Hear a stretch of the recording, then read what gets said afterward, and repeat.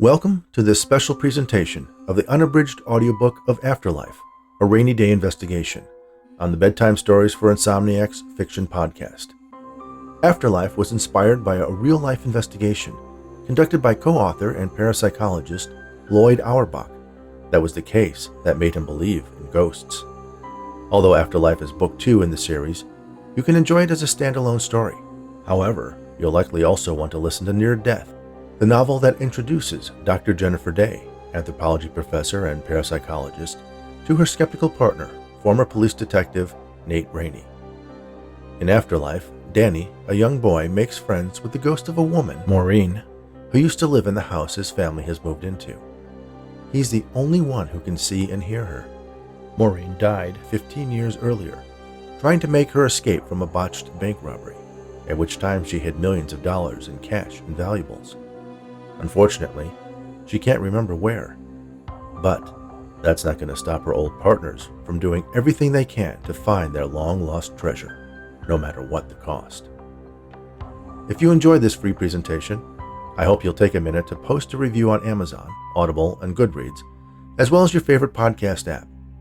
And don't forget to listen to Near Death, along with my weekly short stories, here on Bedtime Stories for Insomniacs.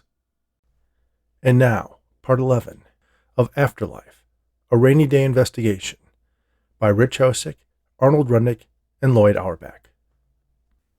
Chapter 38.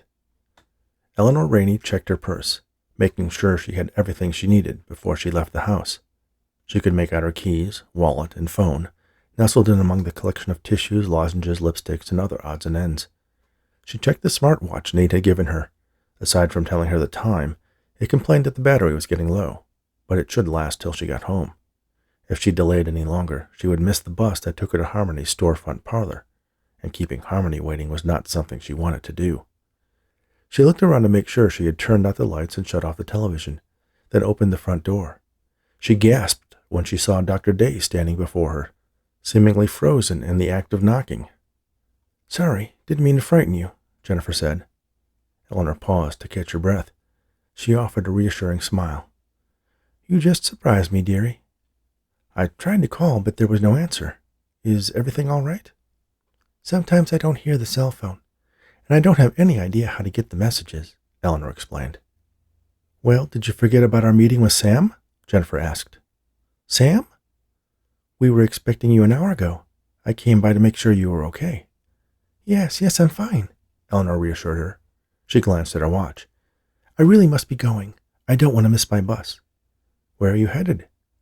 "I have an appointment," Eleanor said. "What about Sam?" Eleanor looked away from Jennifer.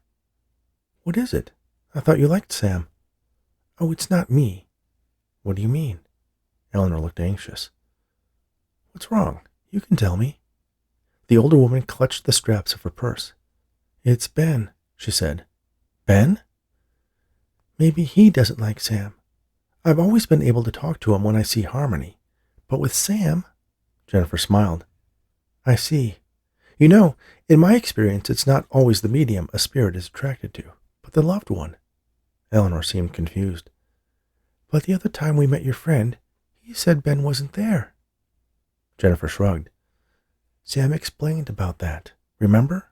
How someone who has passed doesn't experience time and space the way we do?" Eleanor shook her head, unconvinced. "That's not what Harmony says." "Oh, what did she say?" The older woman hesitated. "She thinks maybe Ben doesn't trust Sam." "Ah, and you trust Harmony?" "Of course. She's always been there for me, and for Ben." "Do you trust me?" Jennifer asked. Eleanor seemed suddenly embarrassed. "Of course I do. You've been very nice to me, and I know Nate trusts you." "I've been working with mediums for years. Sam is probably the best I've ever seen. If I were to trust anyone to help you speak to Ben, it would be him." "But the last time we tried." "So we try again, and if Ben doesn't appear, we try once more. I promise you, Ben is not going to refuse to speak to you because of the medium you choose. If the roles were reversed, would that stop you? Wouldn't you want to communicate with Ben by any means possible?" That argument seemed to reach Nate's mother. "I suppose so." "Let me drive you to Sam's place.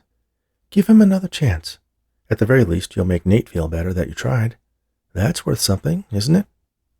All right, Eleanor conceded. But I really should call Harmony. She's not going to be happy. Melody has been driving her mad lately. Maybe I should go see her. Why don't we stop by on the way to let Ben know that Nate would like you to try using Sam? Jennifer asked. The older woman shook her head. I don't know if Harmony would like that, she answered fearfully. Jennifer stepped closer and put her arm around Eleanor. If Harmony really cares about you and Ben, she'll understand. She'd want you to be close to him any way you could.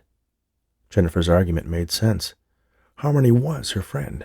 Surely she would understand how important it was to Nate that she give Sam another chance. Okay. Great. I'm sure everything will be just fine, Jennifer assured her. Chapter 39. You really think it's possible? Dale asked Liam. The deputy paced, deep in thought. He paused and ran a hand through his hair. Personally, I still have my doubts, but the father sure was convinced. If Maureen was a ghost or spirit or whatever is haunting that old place, why is she suddenly making herself known now? Maybe it's just a publicity stunt. They found out who the house used to belong to, saw the story in the news, and they're playing it up for attention. Liam stopped pacing and looked out the window. They don't seem the type.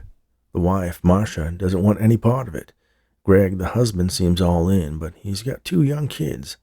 Doesn't feel like he's trying to cash in from the way he was talking about it at the barber shop.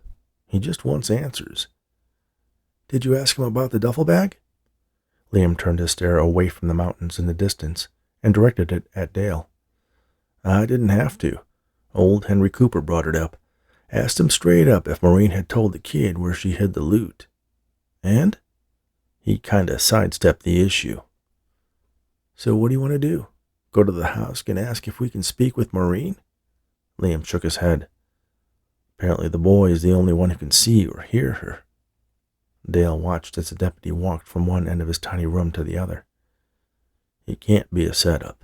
The feds are smart, but to put an entire family in that house, have them renovate it for months, and then hope that the story trickles out to us is a completely crazy idea. Any more crazy than Maureen actually haunting the old place? Dale asked. Liam held up his hand to silence Dale. Listen, they say the boy is the only one who can talk to her. But how many people have actually tried? I mean, if she was going to haunt anyone, it would be you, wouldn't it? The love of her life? What are you saying? What if she can talk to other people? You or her husband? If anyone has a connection to Maureen, it should be you. Dale shrugged, still skeptical of the notion that Maureen was a ghost. So what do you propose? We go there and I strike up a conversation with Maureen? Get her to tell me where she hid the loot? We're not getting anywhere poring over maps. It's worth a try. And what if I can't?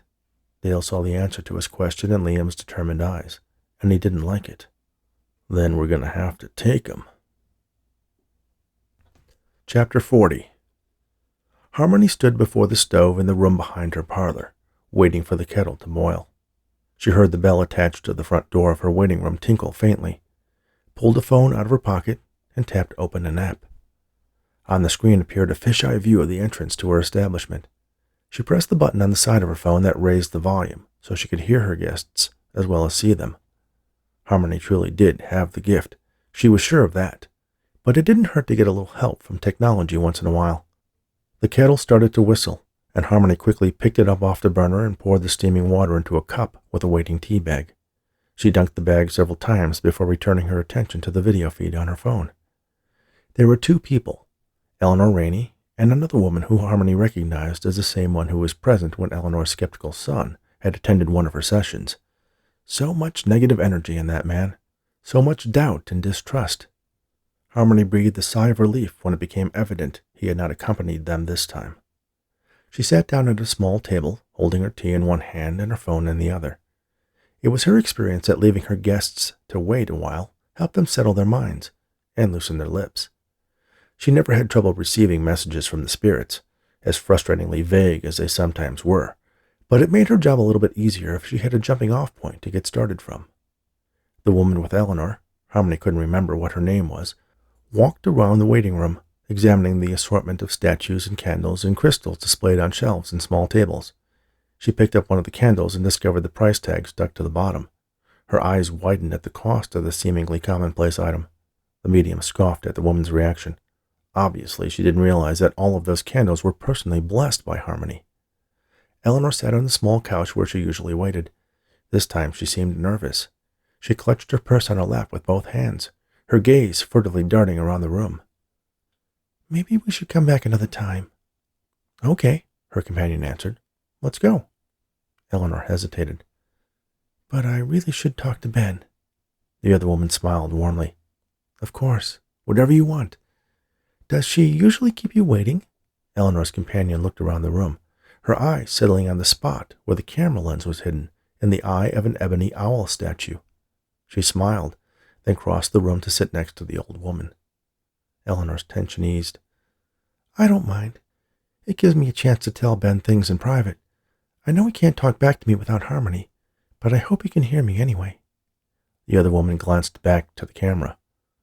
"I'm sure he can," she assured Eleanor. Harmony sipped at her tea. There was something about her client's friend that made her uneasy. "Are you afraid he might not want to talk to you if you go see Sam?" the woman asked Eleanor purposefully. Harmony sat up in the flimsy kitchen chair, holding up her weight. She put aside the tea and held the phone with both hands. So, this was who was trying to convince Eleanor to take her business to another psychic. Eleanor shrugged. "I don't want things to change." "What about Nate?" The old woman sighed. "I'm so worried about him," she confessed. "I just wish he would try to be more open-minded," Eleanor's companion suggested. Eleanor smiled. "You too?" The other woman nodded. She took one of Eleanor's hands into hers and gave it a gentle squeeze. "Thank you, Jennifer." Jennifer. Yes, that was the name she had given. Jennifer Sunshine, or Bright. Daye. Jennifer Daye was the other woman's name. Harmony tapped back to the home screen on her phone. "Siri, who is Jennifer Daye?" she asked. The phone answered by pulling up search results from the internet, including Jennifer's Wikipedia page. "A parapsychologist," Harmony noted. Well, at least she wasn't one of those skeptical debunkers, or a cop, not that Harmony had anything to hide. Maybe she fudged a few numbers on her taxes, but that didn't count. Harmony continued reading Jennifer's condensed biography as she sipped at her tea. Jennifer checked her watch. "How long does it usually take?" she asked Eleanor. Nate's mother took a deep breath. "I don't think she uses clocks. Harmony relies on the spirits to tell her when someone's here." Jennifer glanced again at the black owl statue resting on a high shelf that had one glass eye different from the other. An enormous cat scurried out from under the beaded curtain that separated Harmony's salon from her waiting room. Jennifer didn't remember it from her last visit with Nate and Eleanor. "Hello, who are you?" Jennifer asked as the large feline rubbed up against her ankles. Eleanor smiled as she saw the cat so obviously approving of Jennifer's presence. "That's Melody, Harmony's sister. She generally doesn't like people." "Her sister?" Jennifer asked. Before Eleanor could explain, there was a sound of rustling beads as Harmony pushed her way through the colorful curtain, making a grand entrance. "Welcome," she said, then bowed her head. "The spirits are ready." She held out a hand in Eleanor's general direction. Eleanor gave Jennifer an embarrassed smile, then fished into her purse for a credit card, which she handed to Harmony. Jennifer remembered Nate's last reaction to discovering that his mother was still paying psychics with her credit card. She stood up and pulled out her own wallet. "Let me take care of this," she insisted, then turned to Harmony with a stack of 20s in her hand. Jennifer counted out 5 of the bills and paused. Harmony smiled. Jennifer added one more to the collection of bills, and Harmony deftly snatched it and tucked it somewhere under the neckline of her dress.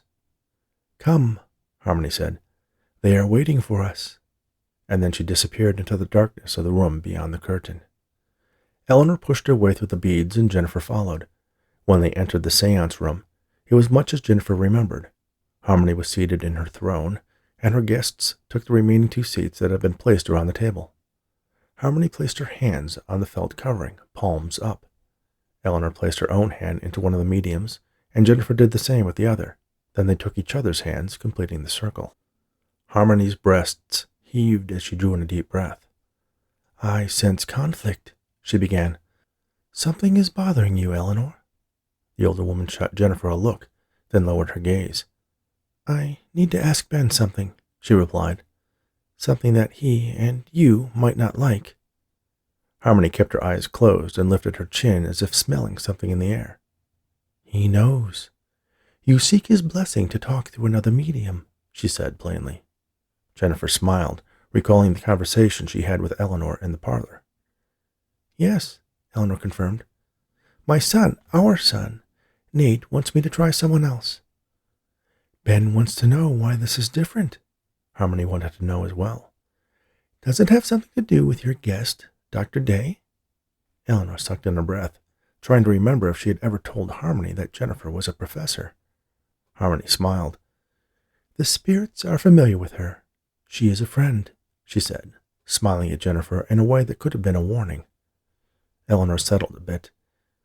She has a friend she'd like me to use, and since Nate trusts her, I thought I'd maybe give it another try. I see, said Harmony. I will ask, but I must warn you, in my experience, once a spirit forms a bond with a medium, they are sometimes reluctant to communicate through others. She started swaying, humming random notes to herself. And then, there it was, the voice of the spirits in her mind, unmistakable and emphatic. Yes, I will speak with my wife through anyone. Harmony's eyes sprung open. An expression of shock and surprise took over her face. She looked at Eleanor, then to Jennifer, fixing on the younger woman's eyes with an inquisitive gaze. What is it? Jennifer asked. What did he say? Eleanor added. Harmony let go of the woman's hands. The voice had been so clear, so direct. She felt compelled to relay the message, despite what it might cost her. He said that you have his blessing, Harmony replied, as much surprised by the words coming out of her mouth as her guests were. Oh, thank you, Ben, Eleanor said to the air above the table. Nate will be so pleased. The medium averted her gaze from Jennifer. She wondered if the parapsychologist had somehow planned this, somehow manipulated the spirits. But that was ridiculous. Part of her was disappointed knowing that she wasn't the exclusive conduit between Eleanor and her deceased husband. But another part of her was thrilled that the voice had been so clear, so convincing. It had been a long time since she had made that strong of a connection. If you'll excuse me, would you mind seeing yourselves out? I must rest, she said, then stood up from her chair and passed through the sliding door that separated the business portion of the space from the small residence in the back. I wasn't expecting that, Eleanor confided. Neither was I, Jennifer said. Neither was I. Chapter 41. The Shanty, a cop bar about a block from Nate's old precinct, was fairly typical of the type of establishment off-duty law enforcement would frequent in the movies and television shows, only a lot bigger and not quite so dark as you would imagine. The owner had acquired the lease on the space next door about 10 years earlier, and had expanded it into a dining area with booths along the wall and a pair of pool tables in the back. Nate sat at one of the booths, a legal pad on the table before him, a glass of wine off to the side.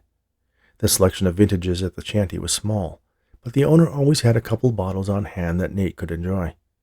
His former co-workers would tease him at times about his choice of adult beverage. There were plenty of times when a cold beer hit the spot, but on most occasions he preferred wine. And if he was being honest, it worked better at taking the edge off the pain that lived deep in his shoulder. The other thing he liked about the shanty was that it wasn't filled with a deafening soundtrack. In the evenings it got loud from the sheer volume of people who crowded in at the end of the day shift, but right now, in that time between lunch and happy hour, it was quiet, except for a television playing a ball game behind the bar. Nate gazed down at the pad, twiddling a pen between his fingers as he stared at the empty page. Normally it would be filled edge to edge with lists, bullet-pointed facts, observations, questions, and conclusions. But today his mind was on other things, his mother most prominent. Jennifer was taking her to see her friend Sam again. The psychic, she knew, Nate couldn't help thinking of the word psychic in quotes, to hopefully convince his mother to at least lessen the frequency of her visits to the storefront mediums she usually visited. Lately it had been mostly one woman, Harmony, who in Nate's mind was a complete and obvious fraud. The cheap parlor tricks she had done when he, Jennifer, and his mother had visited her had sent him over the edge, something he wasn't proud of, But his frustration had built to a point that he had to let it out. Why couldn't she see how these people were taking advantage of her? And then there was the encounter with the Foremans. He didn't know what their angle was, but Nate was convinced everyone who claimed to see ghosts had one. Nate had been watching the family closely, like he would if he was observing an interrogation, searching for the telltale signs of deception. But with Danny and his parents, he couldn't see any. There was tension among them, especially between Greg and Marcia, but as far as he could tell, no one was lying. He scratched a few words at the top of his pad. Explanations for Danny's hallucinations, he wrote. Jennifer would excoriate him for writing such a judgmental heading, but then again, that was the reason why she insisted that Nate work with her team, to bring a skeptical eye to their investigations. For Nate, the notion that the boy was actually communicating with a ghost was the least likely explanation of all. Emily would probably throw that Sherlock Holmes quote in his face in her annoying monotone. Once you eliminate the impossible, whatever remains, no matter how improbable, must be the truth.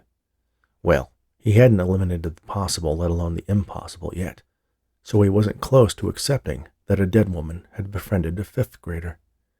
He started filling out a bullet-pointed list. Mental illness, schizophrenia, drug use, found his parents' stash of mushrooms, possible trauma from loss of grandmother, move, new school, something happening there, check with teachers. Do you make a list of all the lists you make? A voice asked. Nate looked up and saw Max Lee smiling down at him. Hello, Max, Nate said. Hey, boss, Max answered, as he slid into the booth opposite his old partner. Today he wore jeans and a t-shirt, his jacket hooked over a finger and slung over his shoulder. He tossed the pale rose-colored linen sports coat into a heap next to him on the bench, causing Nate to reflexively cringe as he imagined all the wrinkles he had just made. There was such a thing as too casual. You know, I never really was your boss. We were partners, Nate reminded him. Max shrugged. Whatever you say, boss. Nate couldn't help but laugh. Listen, Max, I'm sorry about how things went out in Danville. I really appreciated you showing up and making sure I was okay. Don't mention it. By the way, when's your next surgery? Max asked, nodding at Nate's right shoulder. 2 months, Nate replied. You going to tell your mom this time? Nate shook his head. She has other things on her mind. Well, the next time she calls me, I'm not going to cover for you. You didn't cover for me the last time. Yeah, I can't lie to moms. How's the job going? Nate asked, changing the subject. Translation, do I miss you? Max asked back. Nate smiled. How could you not? How's the new partner working out? Max sat back and sighed. Well, I'm stuck with the rookie. Guess the captain still has it in for me. Maybe she blames me for letting her best detective get shot. Wasn't anyone's fault, Max. Max nodded. Anyway, Nate went on, if you need any tips on working with a new annoying partner, I'd be happy to tell you about this guy I got stuck with a few years back. Ha! Not too smart of you throwing jabs at the guy you need a favor from. Nate feigned defense. Why do you assume that if I needed a favor, I'd come to you? Max took a thumb drive out of his pocket, placed it on the table, and set it spinning. Guess you don't need this, then. Nate reached out and slapped his hand over the drive and held it up in front of his face. It's not filled with porn this time, is it? Max rolled his eyes. Geez, I mixed up the drive one time, and you never gave that one back to me, by the way. Nate shook his head. He slipped the drive into his jacket pocket. What are the highlights? My buddy over at San Quentin said Dale Everly was a bit of a celebrity in prison. He was offered a reduced sentence several times over the years if he told them where his wife hid the stuff they stole. Why did he hold out? He swore up and down that he had no idea what she did with it. Either he's playing the long game or they weren't as close as he thought. Nate nodded. Why the interest? Max asked. You joining the treasure hunt? One of the safe deposit boxes they emptied had a diamond necklace in it. It was appraised at $10 million at the time of the robbery. I'll bet Dale Everly could fence it for $1 million or $2 easy. I heard that, Nate said. With the cash he could score for the diamonds, he could easily disappear to a non-extradition country. If he knew where it was, he wouldn't be hanging around at some halfway house.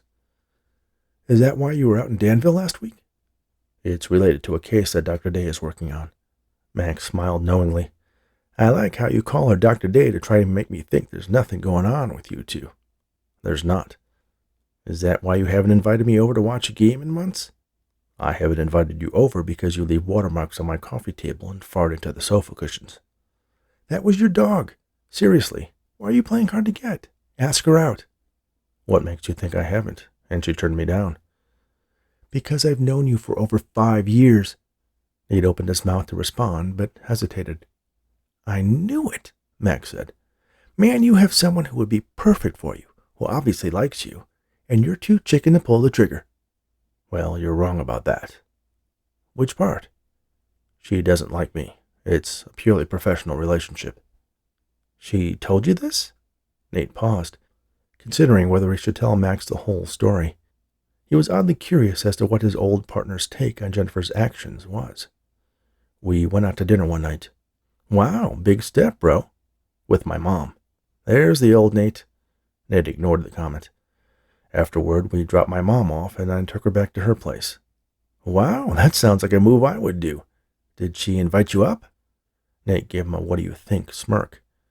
Oh, right. Otherwise you wouldn't be telling me the story. Sorry, dude. That's bad, isn't it? I mean, if she was interested, she would have at least invited me up for a drink or offered a rain check.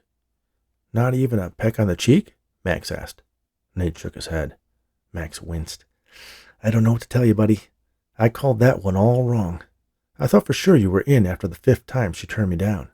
You asked her out? Nate asked, surprised. Of course. I got tired of waiting for you to make a move. Nate moaned. Well, I guess we're both not her type. I usually give it 10 tries before I write someone off. I got the message in 1. Chapter 42. Eleanor struggled to make herself comfortable on the great white couch in Sam Lightman's living room. She felt like a little kid in a big chair, unsure where to put her arms, and ended up gripping the straps of her purse tightly in her lap. Jennifer sat in a chair off to the side, offering moral support. Eleanor had insisted that she be there during her session with Sam. It felt strange to Eleanor, sitting in someone's living room rather than an incense-filled, dimly lit chamber. Sam sat across from her. He was distractingly handsome, with a disarming smile and a casual manner. Instead of finding it comforting, it added to her anxiety. Sam sensed her discomfort. Let me take your bag, he offered, reaching out his hand. Eleanor looked at the purse in her lap, then lifted it and offered it to Sam. He smiled as he took it from her grasp and set it on the table next to the sofa. Then he scooted a bit closer to Eleanor and took her hands into his. He took slow, deep breaths as he stared at Eleanor, continuing to smile. His hands were warm. Do you want me to close my eyes or anything? She asked. If you want to, Sam replied. Just relax. He guided Eleanor through a series of deep breaths, and she started to let go of some of her stress. Is he here? Eleanor asked. Is Ben with us? Sam smiled and nodded. Finally, Eleanor returned Sam's warm smile and sighed with relief. The rest of her anxiety melted away. What is he saying? She asked. Not much, Sam replied. I get the feeling he wasn't a very talkative man. Eleanor laughed. It was always a struggle to engage Ben in a conversation more than 3 words long. She had always assumed that since he had passed, he had become more chatty because of her sessions with Harmony and other mediums. But now it felt like she was closer to Ben than she had been in a long time, without exchanging a word. It reminded her of the moments, especially before Nate came along, when he would come up behind her when she was preparing dinner or doing the dishes, wrap his arms around her, kiss her ear, and whisper, I love you. He just whispered something in my ear, Sam said. He says you know what it was. Eleanor broke at that point. Tears welled up in her eyes while at the same time she smiled with joy. Oh, Ben, I miss you so much. He's always with you, Sam told her. You just have to remember those moments that make you feel like this. How can I do that without you? Eleanor asked. I don't have your gifts. You have the greatest gift of all, life. Live it. Enjoy the people and experiences you can gather right now, and then you can take them with you when you join Ben, hopefully well into the future. He'll always be there waiting for you. Sam laughed again. He doesn't say much, but what he does gets right to the point, doesn't it? Eleanor looked at Sam. What? What did he say? Sam squeezed her hand. A boy needs his mother. Eleanor lifted a hand to her mouth. Those were the last words Ben had spoken to her in life as she held his hand in the hospice bed, and he closed his eyes for the last time. "Thank you," she said to Sam. "Thank you," Sam said back to her. "I hope I find a relationship like you and Ben have." He looked briefly over at Jennifer. Eleanor noticed a glance. She stole a look over at Jennifer, who appeared to blush. "Well, I'm sure you'll find someone someday," Eleanor said, patting Sam on the hand. "Thank you again for your time. I'm sorry I was late. I must be keeping you from something." "No, not at all. If you like, that rain check for dinner is still available," Sam offered. He turned to Jennifer. "I believe the chef is making your favorite, duck à l'orange." "Really?" Jennifer asked, with a note of interest. "That's really nice of you," Eleanor interjected. "But Dr. Daye and I have to be going." She turned to Jennifer. "I really need to get home. I have the crock pot on." "All right," Jennifer said. "Another time, Sam. Thanks again for everything." "Feel free to come back any time, Eleanor. It was nice seeing you again, and meeting Ben." "I'll think about it," Eleanor promised. "Thank you." She rose from the sofa and took Jennifer by the hand, dragging her to the front door. Sam rushed ahead to open the door for them. Eleanor smiled politely and pulled Jennifer out of the house and back to the van. Thank you for listening to Afterlife, a Raney Daye Investigation, on the Bedtime Stories for Insomniacs Fiction podcast. Remember to subscribe, share, rate, and review not only this podcast, but the novel you are currently listening to. The links to Amazon, Audible, and Goodreads are in the description for this episode. You can sign up for the Insomniacs newsletter at bedtimestories.studio and get a free bookmark. And if you want to know more about the Raney Daye Investigations Paranormal Mystery book series, visit raneyanddaye.com. That's RANEYANDDAYE.com. You can find out more about the host of Bedtime Stories for Insomniacs at richhosick.com. Thanks again, and all the very best.